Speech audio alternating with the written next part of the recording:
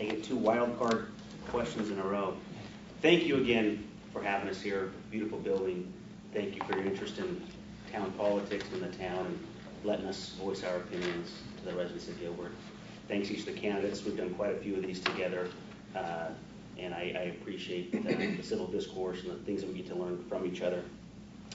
As I've said before, Gilbert's at a crossroads.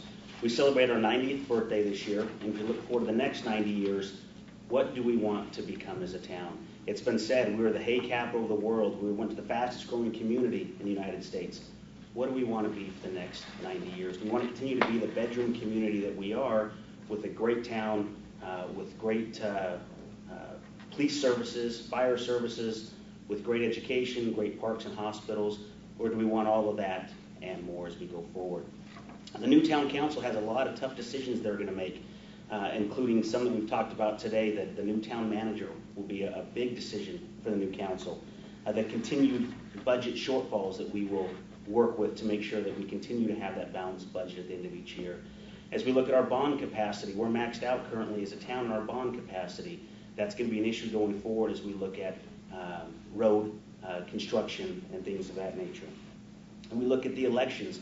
It was stated earlier that we're mandated to coincide with state elections. I believe that we're mandated to go to the fall cycle, but we get to choose as the new council whether we will coincide with even year elections or if we'll do odd year elections. Many big decisions that will take well-qualified members, council members, to make those decisions.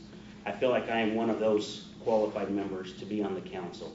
I look at my IT background, I look at my law degree. Everything that the council does as they make decisions has some legal impact.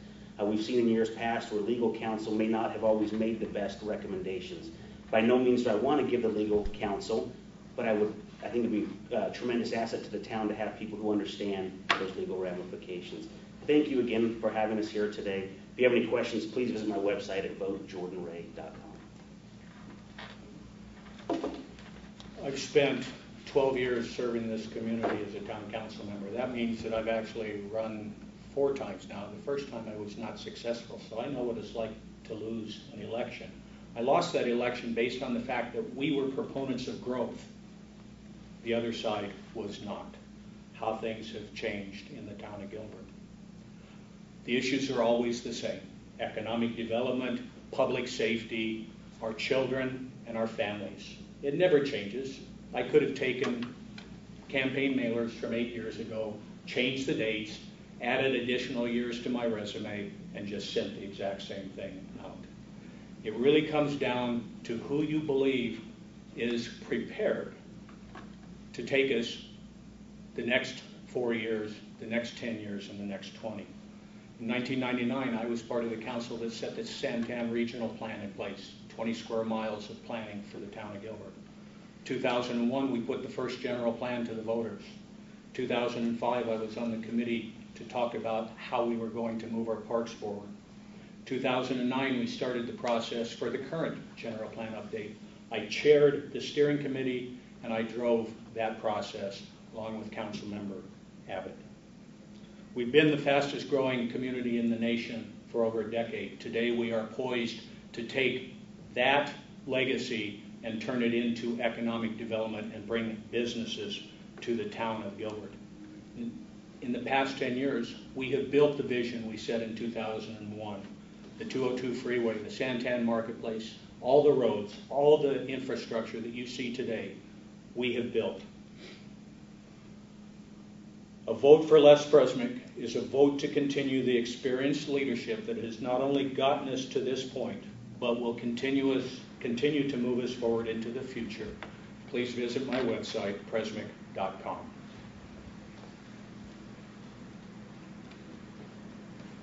Again, I'm Victor Peterson, and I'm grateful for the time that we've had to spend here and share some of our thoughts and feelings and some of the research we've done on the issues. There's obviously some differences in opinions, and that's good. That gives people an opportunity to decide what they think and who they want to vote for. I just want to focus and let people know that, for example, let's talk about the budget. It's an issue that's near and dear to my heart. I do those in my profession. we do have work to do on our budgets. And in fact, the deficits are right there in black and white. I can show anybody that wants to see them. They were projected. It's true you have to balance the budget as far as the whole thing. But in one fund, you can be a negative. And in the general fund, we were planning deficits all of those years. And of course, they didn't come to pass that way, the way they were projected. And that's one of the things I think we need to improve on. We have to have solid numbers so that we can make wise decisions. I got involved as a citizen, concerned and questioning whether or not it was true that we had to either raise our sales tax or dramatically cut the level of service in public safety. It didn't take a lot of research to really question that as to whether or not that was true. It never made sense on the numbers, and I still don't understand it. The reality is we didn't even end with the deficit. We ended up with a little bit of a surplus. And in fact, next year we were projecting a $12 million deficit. And then after there was a hiring of a budget administrator, and frankly, a lot of the things I've brought up and I've been concerned about have been addressed to some degree, and now we go from projecting $12 million deficits down to $6 million, and plus we have some money left over from this year we did not expect that we will push on to next year to help our situation. So again, we've got to work on that. We need economic development. We've got a lot of work. We've got our work cut out for us. And I ask for your consideration on May 17th. Again, I'm Victor Peterson. Go to votevictor2011.com for more information. Thank you for this opportunity. I appreciate the Tribune sponsoring this forum. I appreciate my fellow candidates here being here tonight. It's been a good and healthy discussion. I think it's important to look at the big picture and look at where we're at. Step back. We're the safest community in Arizona. We're one of the safest communities in the United States. The town council in the past has lowered taxes twice. We're the least tax burdened community in Arizona. We're the most efficient community in the valley. We offer a great educational system. We offer a great place to raise a family. I think we can still do better. We want to continuously improve, continuously learn, and we will do that. What I bring personally to the council, not only 16 years of council experience, but planning and zoning experience before that. I've also been involved in the Boy Scouts of America. I've been involved in PTSOs. I've been a soccer dad. I've been a Little League dad. I've been a football dad. I've been everything for the kids I've had. And so I understand the community. And we have some serious challenges facing our community, no doubt.